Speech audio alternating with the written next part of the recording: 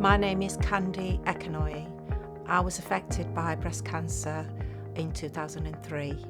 I did a lot of exercises and did a lot of charity work like Race for Life. I pulled a muscle from one of my trips and I ended up at the doctor's. I said, I think I've pulled a muscle. And she said, yeah, let's have a look. And she said, yes, you have. She said, but while you're here, let's just check your breast. So she checked me and she kept going back to my right. And she said, do you realise you've got a lump? And I went, right. Okay, let's send you for a mammogram, let's do the whole procedure. So they did. I didn't tell the family. The lump was actually underneath a muscle. They couldn't get to it, so it took a lot of biopsies. I went back for the result on my own because I wasn't thinking anything along the lines of breast cancer. It was just like the last thing on my mind. I was just like, oh, it's just a lump.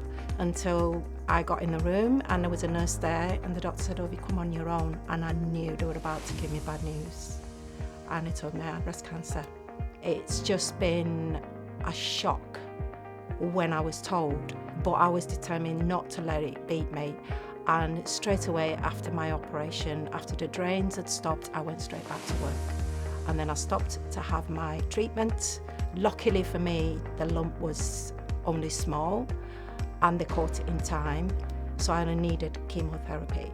3 months after my diagnosis, my sister approached me and said she's got liquid coming out of her nipple. So I said, let's get you to the doctors.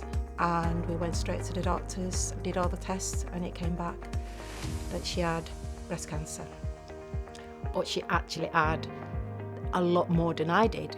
That could have been seen to earlier if we had all been tested. There's been a lot of members of family. My sister, myself, my daughter, my cousin are the survivors of breast cancer. We have gone through a lot with everything that's happened in the family because it's happened so close in age. From 2003 to 2015, we were all living through so many illnesses and it was devastating for every single one of us.